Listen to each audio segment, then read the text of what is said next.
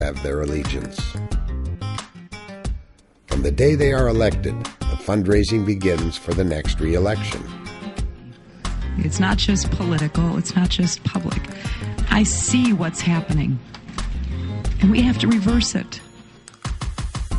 The average American doesn't stand a chance challenging an incumbent. In an election defined by public pressure for change in Washington, more than 90% of incumbents were re-elected to Congress, and those who spent the most money won more than 90% of the races. Money drives politics, and those with the money make the rules, and the rulers. You need to have a good-sized stake to join the game when you play by these rules.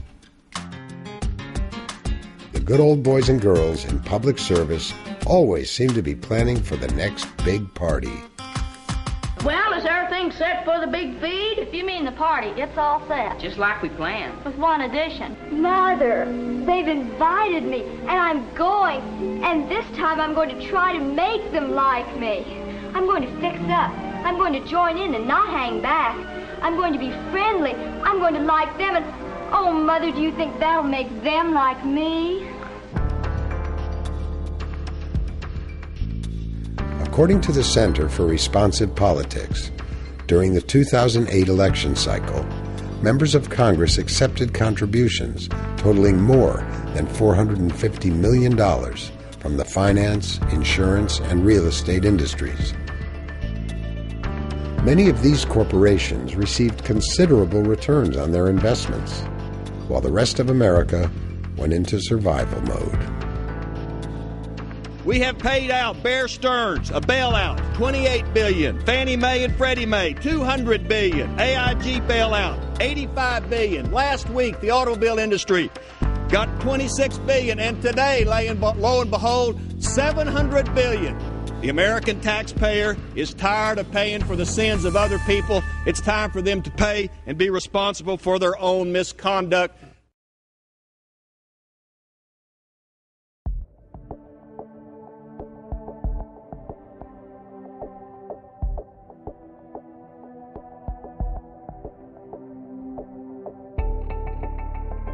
This is a once-in-a-half-century, probably once-in-a-century type of event. The first major United States depression occurred in 1819 due to speculation in government land, excess credit, and a bank panic created by the Second Bank of the United States. Land and commodities prices collapsed along with wages, as unemployment eventually reached a high of 70% in cities like Philadelphia.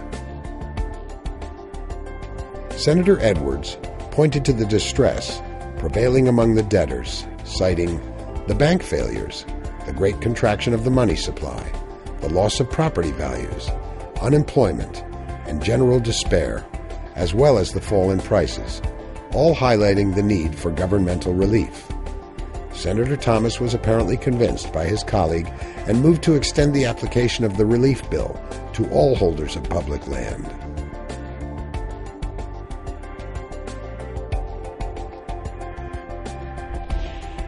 The first Great Depression and global liquidity crisis came about in the year 1837, following speculation in land and real estate caused by rising prices. Bank runs spread across the United States. New York City brokerage firms failed, and 1/3 of the workforce was unemployed. Abuses of credit and excesses in speculation will happen in despite of the most salutary laws. No government, perhaps, can altogether prevent them, but surely every government can refrain from contributing the stimulus that calls them into life. One of the earliest stock market crashes occurred in 1857, when reckless speculation in railroads caused the closing of the Ohio Life Insurance and Trust Company, sending a panic through New York's financial district, eventually triggering massive banking failures.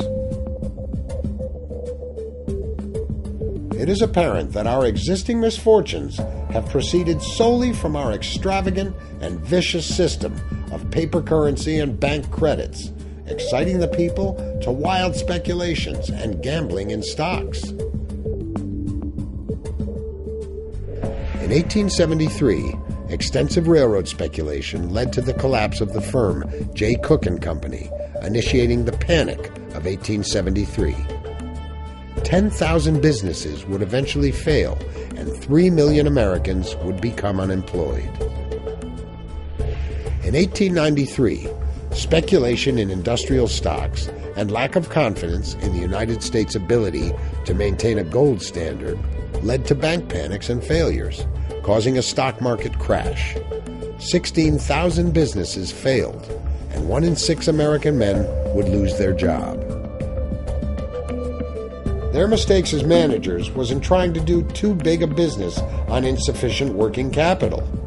They borrowed until borrowing became impossible through the general contraction of credits forced on the banks, and then came the crash. In 1907, a bank panic followed by a drop in the stock market would lead to the second largest rise in bankruptcies ever recorded. Unemployment would eventually soar from 3 to 8% as wages steadily declined. The stock market crash of 1929, aggravated largely by consumers borrowing money to purchase shares in companies going public, would set the stage for the longest period of economic woes as 9,000 banks failed. Americans lost their life savings, and industrial production and trade plunged around the world. Eventually, over 20 million Americans would lose their jobs.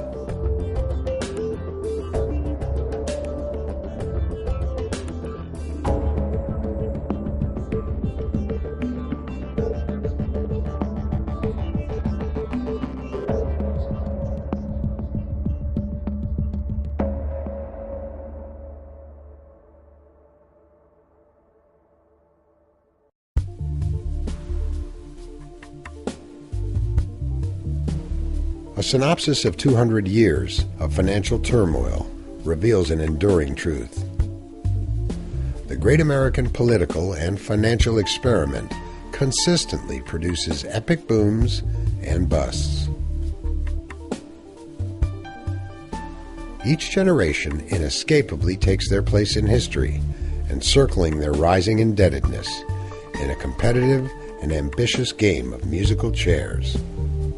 Comforted by the delusion that the music will never stop and the bills will never come due. Hey, that was fun.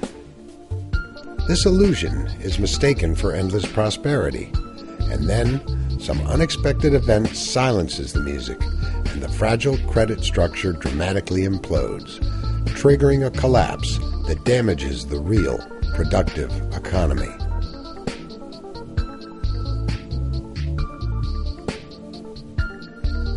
The objects of speculation may change with our shifting appetites, yet the eternal temptation posed by boundless credit and rising prices always prove irresistible.